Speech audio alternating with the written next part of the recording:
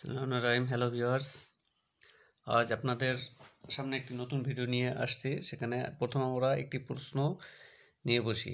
প্রশ্নটি হলো, একটি পুকুরের দৈর্ঘ্য 60 ফিট, প্রস্থ 40 ফিট, গভীরতা 10 ফিট হইলে উক্ত পুকুরের মাটি দ্বারা 40 ফিট দৈর্ঘ্য 50 ফিট প্রস্থ একটি ভিটি বাঁধানো হলে ভিটির উচ্চতা কত হবে?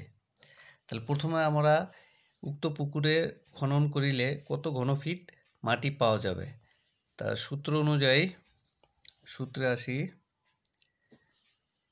ঘনফিট সমান সমান দৈর্ঘ্য পূরণ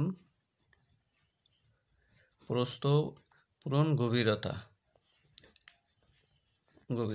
তাই এখানে 60 ফিট পূরণ 40 ফিট পূরণ 10 ফিট, তাহলে আমরা পেলাম 24,000 ঘনফিট, অর্থাৎ 24,000 ঘনফিট মাটি পেলাম।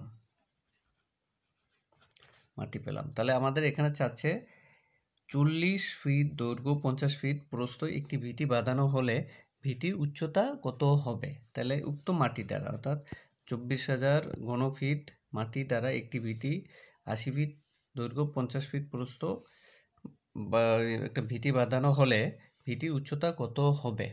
তাহলে আমরা এখানে প্রথমে আসি আমরা সূত্র। মাটির ঘনফিট অর্থাৎ মাটি এত ঘনফিট দ্বারা উচ্চতা কত আসবে? তাহলে উচ্চতা ইজ ইকুয়াল টু ঘনফিট অর্থাৎ মাটি, আমরা যে মাটিটা পেলাম ঘনফিট উচ্চতা ভাগ হলো দৈর্ঘ্য পূরণ প্রস্থ। অতএব সূত্র মতে আমরা এখানে 24,000 ঘনফিট পেলাম। 24,000 ঘনফিট পেলাম ভাগ আমাদের এখানে দৈর্ঘ্য আছে 80 ফিট, প্রস্থ 50 ফিট।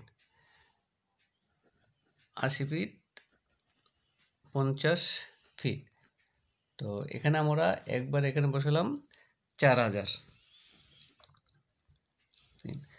অর্থাৎ দৈর্ঘ্য এবং প্রস্থের মিলে পেলাম আমরা 4,000। তার ঘনফিট মাটি ভাগ হলো দৈর্ঘ্য ইন্টু প্রস্থ, তো এখানে রেজাল্ট আসতেছে 6 ফিট। অতএব উত্তর আসতেছে ভিটির উচ্চতা হবে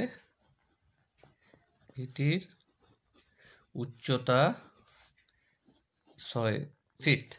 আচ্ছা, আজ এ পর্যন্তই। দেখা হবে পরবর্তী কোনো ভিডিওতে।